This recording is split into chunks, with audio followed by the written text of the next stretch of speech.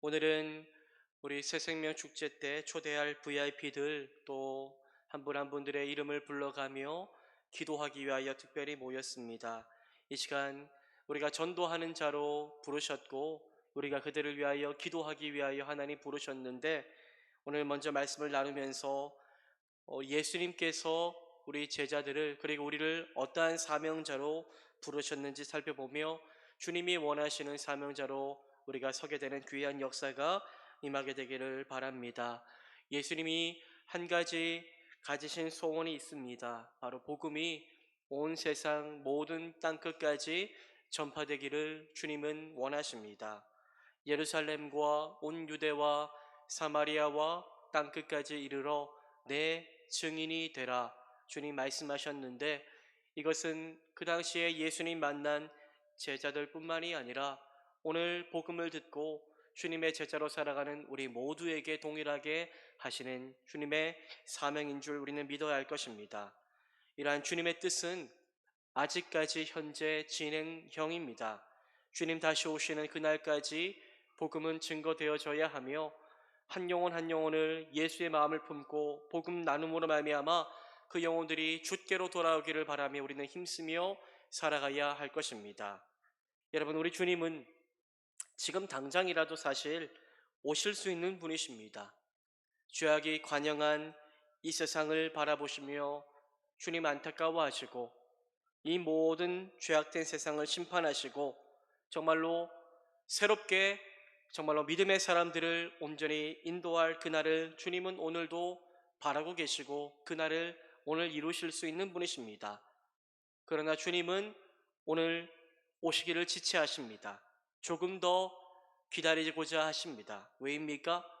주님은 한 영혼이라도 더 구원받기를 바라는 마음을 품고 계시기 때문입니다.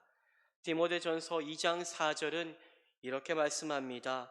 하나님은 모든 사람이 구원을 받으며 진리를 아는 데에 이르기를 원하시느니라.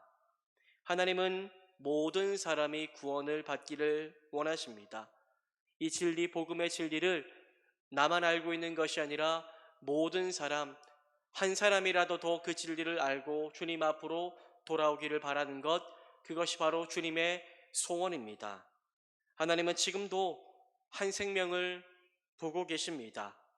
자신이 죄로 인하여 얼마나 비참한 존재인지를 깨닫지 못하고 있는 저 죽어가는 인생들을 오늘도 주님은 불쌍히 여기시며 믿음의 눈으로 그 영혼이 돌아오기를 바라며 애타게 기다리고 계신 분이 바로 우리 주님이십니다.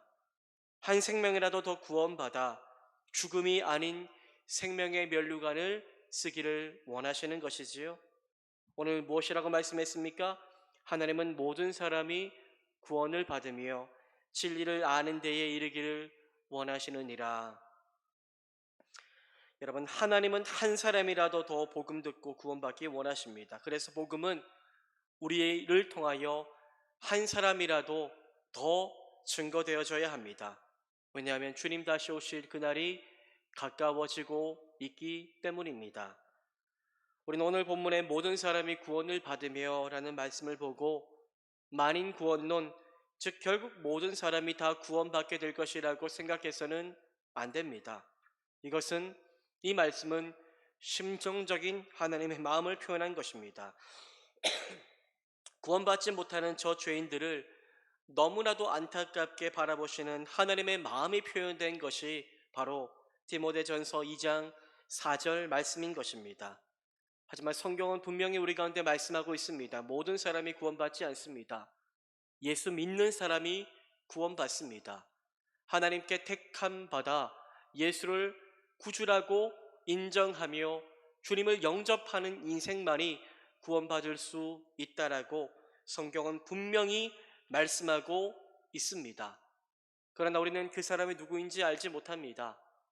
택함 받은 사람이 누구인지 우리는 알지 못합니다. 나의 소관이 아닙니다. 그것은 하나님의 주권이지요. 그렇기에 우리는 누가 하나님께서 택하신 사람인 줄 알지 못하기 때문에 할 수 있는 한 모든 사람에게 나아가 복음을 증거하며 복음을 그들에게 심어줄 수 있어야 합니다. 그것이 바로 우리가 해야 할 사명이라고 주님은 말씀하고 있습니다. 여러분, 예수님은 이러한 사명을 감당케 하시고자 가장 먼저 하신 일이 무엇이었습니까?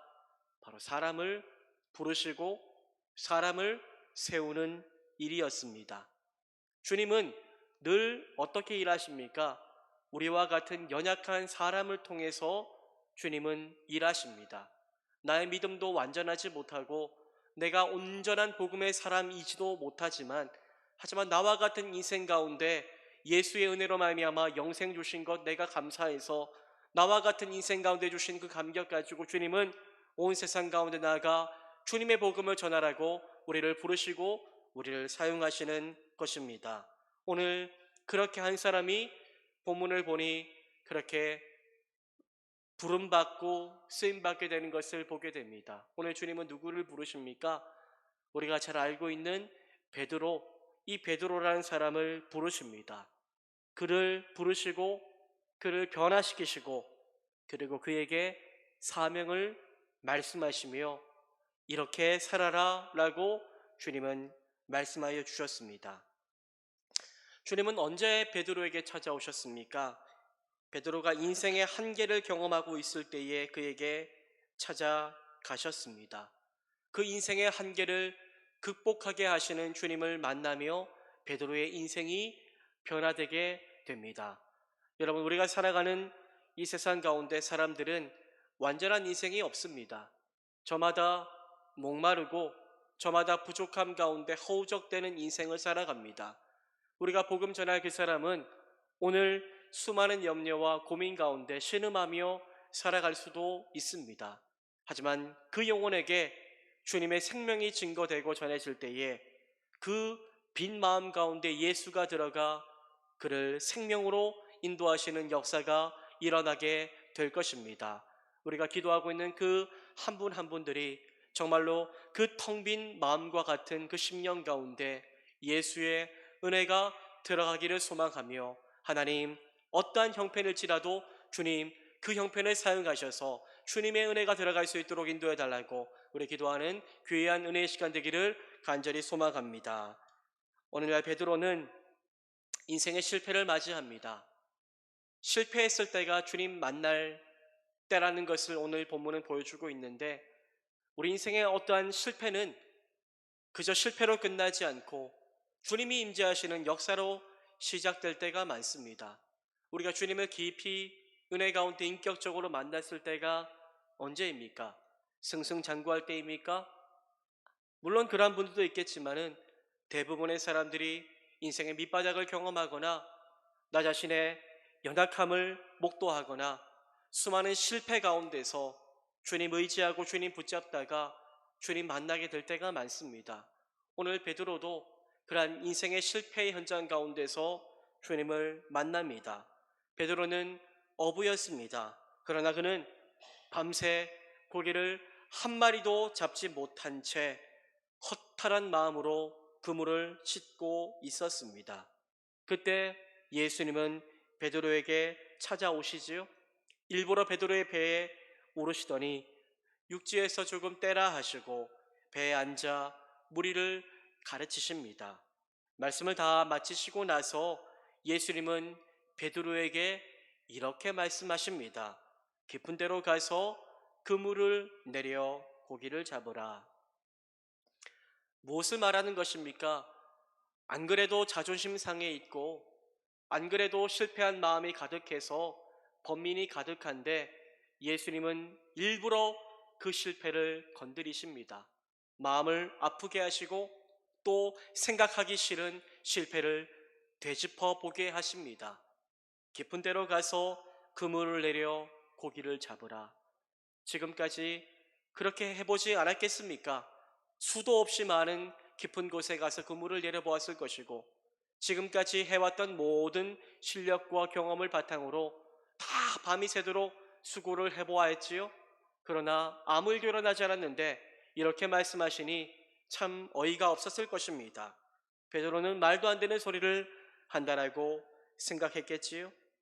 조금 전 밤새도록 금을 내렸는데 한 마리도 잡지 못했는데 해가 뜬 이 시간에 고기가 잡힐 리 있을 수가 없는 일이라고 생각했을 것입니다.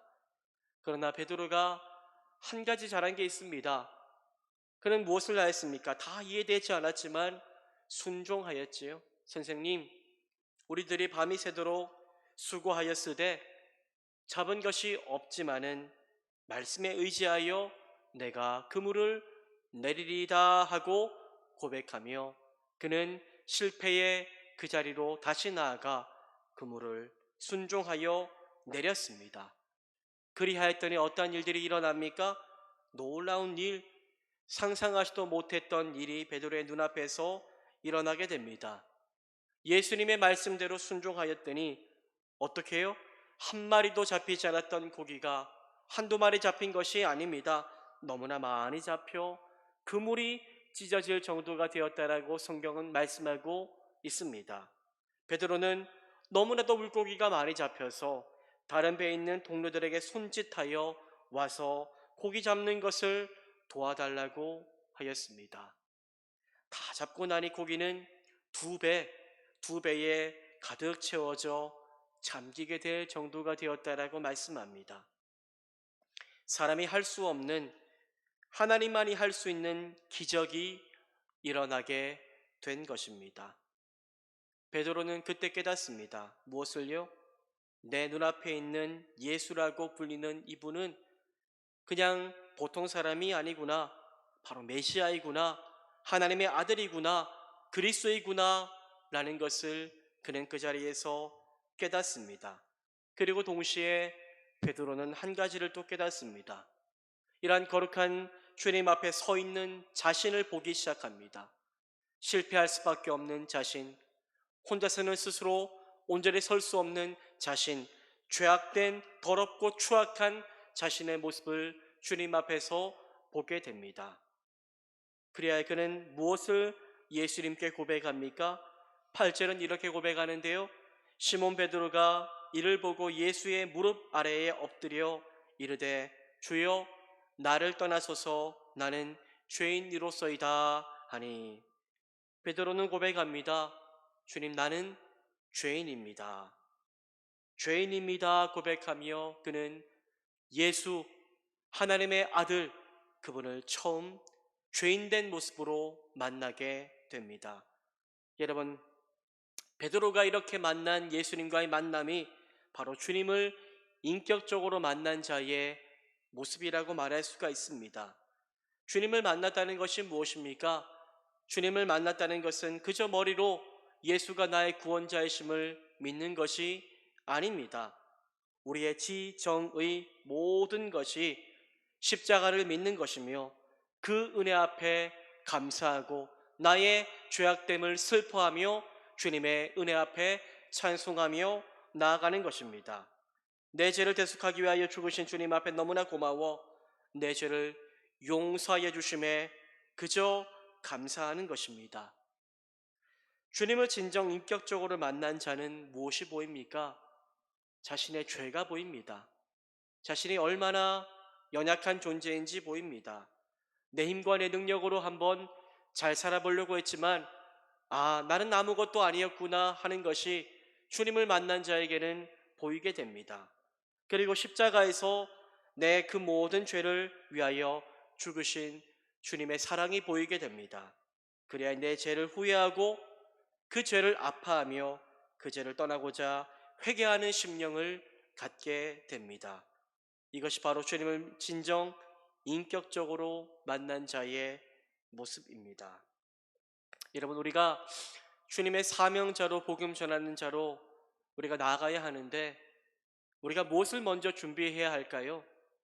물론 복음을 전하는 것, 복음을 말하는 것 중요하지만 내가 원래 어떠한 존재였는가를 아는 것이 가장 중요합니다.